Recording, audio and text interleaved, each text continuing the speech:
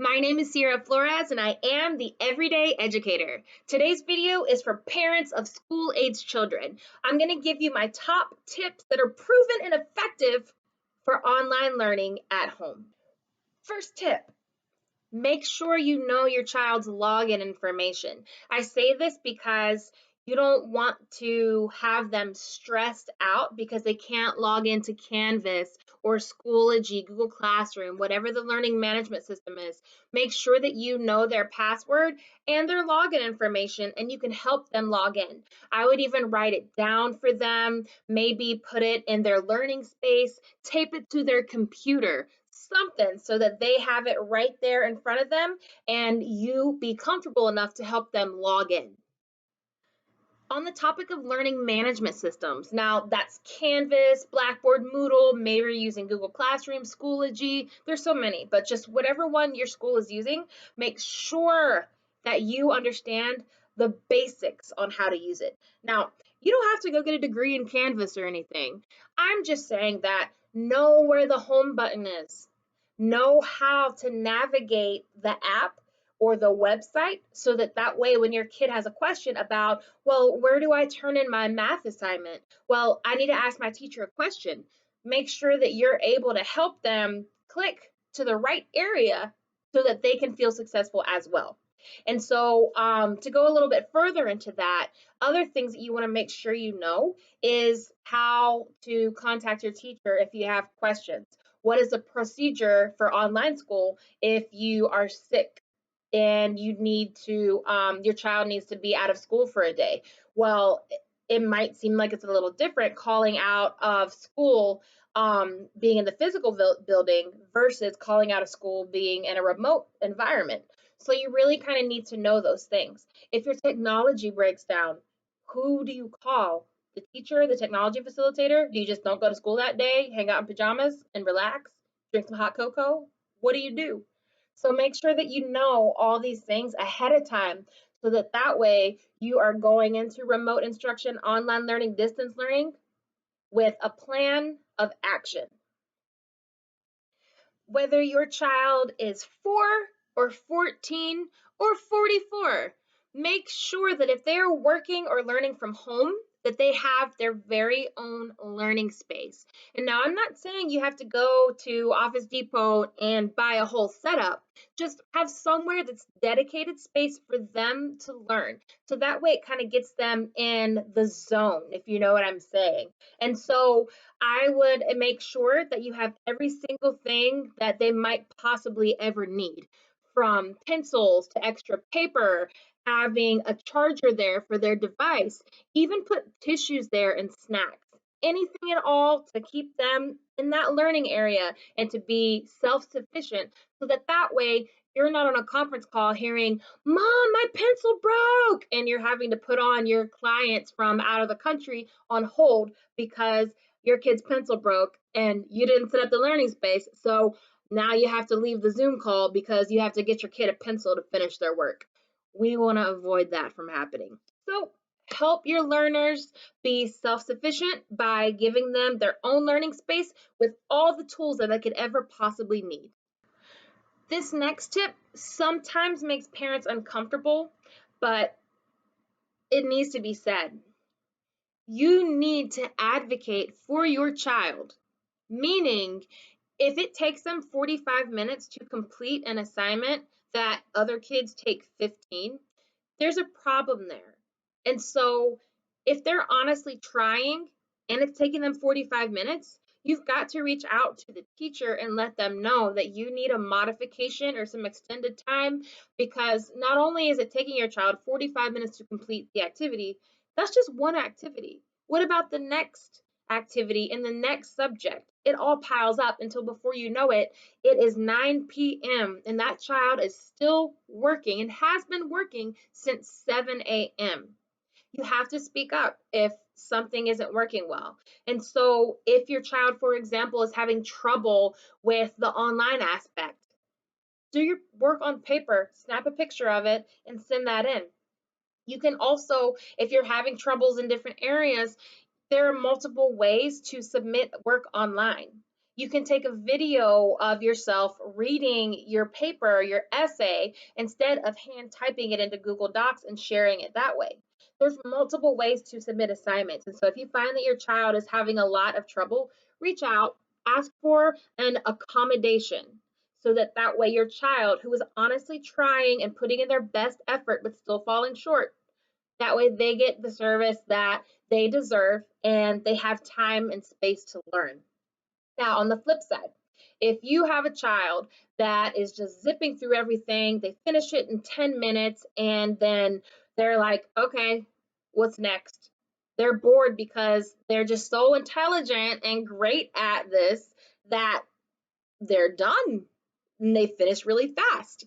Well, are they being challenged? No. Is the work rigorous? Maybe. Do they need more activities, more challenge, more rigor? Do they need to have a deeper knowledge and activities that are going to pique their interest and inspire them to continue learning? Absolutely.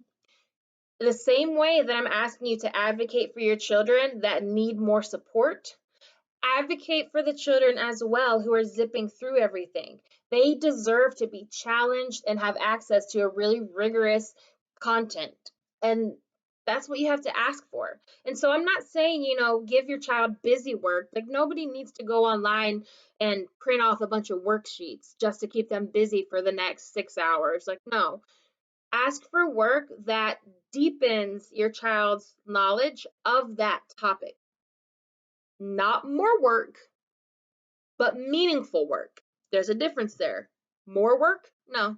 Meaningful work, okay?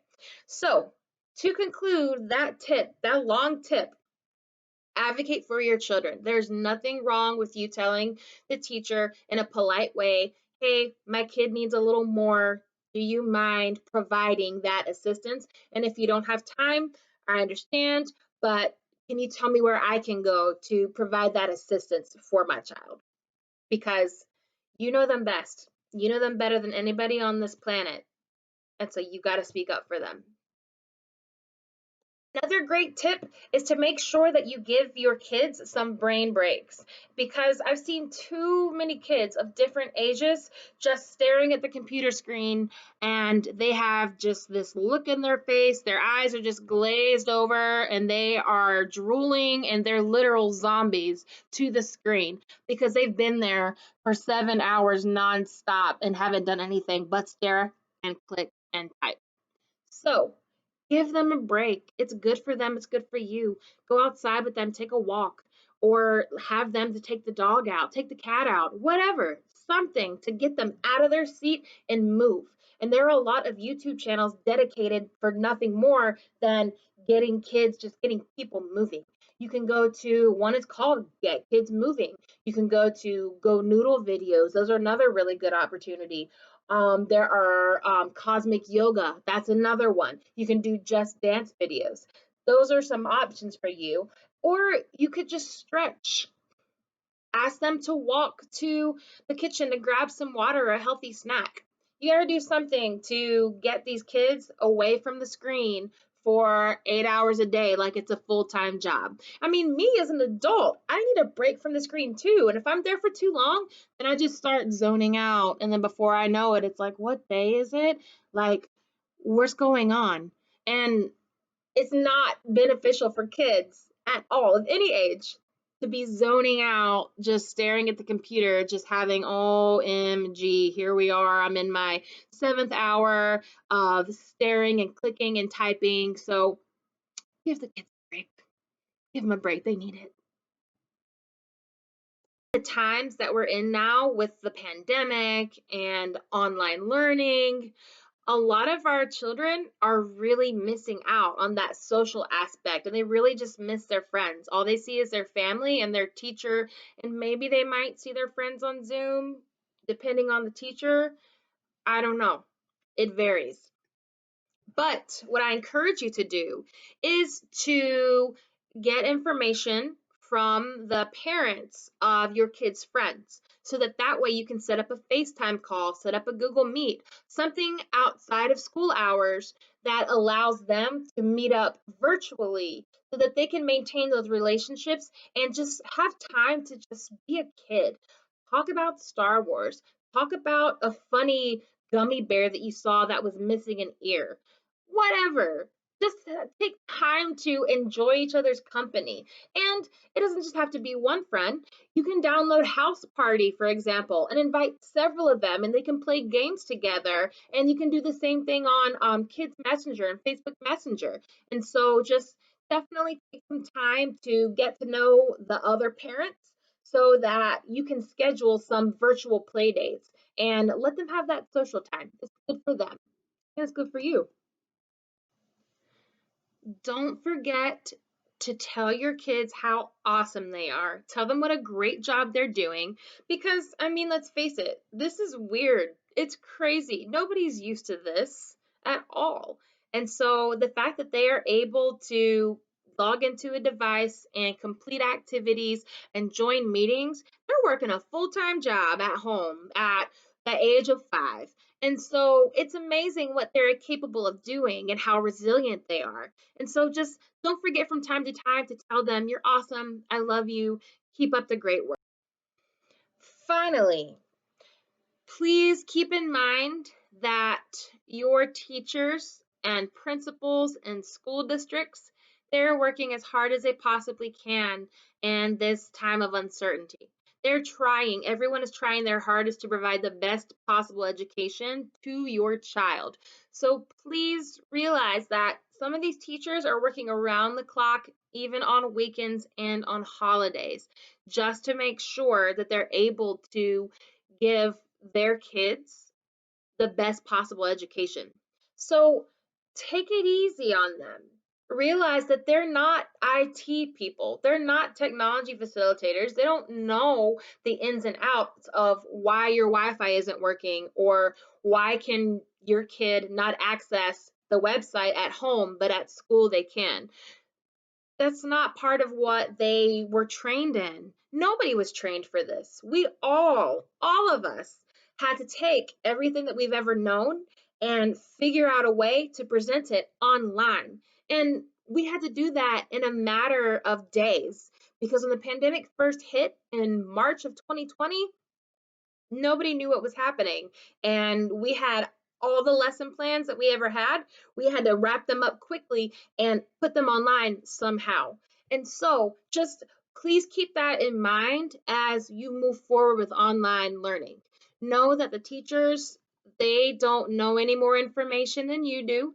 And as soon as they find out, I'm sure that they will let you know. The principal of your school will pass out correspondence and let you know, but just take it easy, have patience, and know that they care a lot about your child and the other 20 in their class. And if it's middle or high school, then it's that number's in the hundreds. But the point of this tip is to just cut the teacher some slack and realize that they're working overtime to make sure that your child is receiving the best possible education. If you're watching this right now, that means you made it all the way to the end of the video. So thank you for watching. And I hope this video was able to help you. And I'm curious, are there any other tips that work for you that you would like to share with others? Let me know down below. And also, don't forget to subscribe so that that way you never miss a video. And if this did help you, please like it and share it with someone else so that they might benefit as well. Until next time.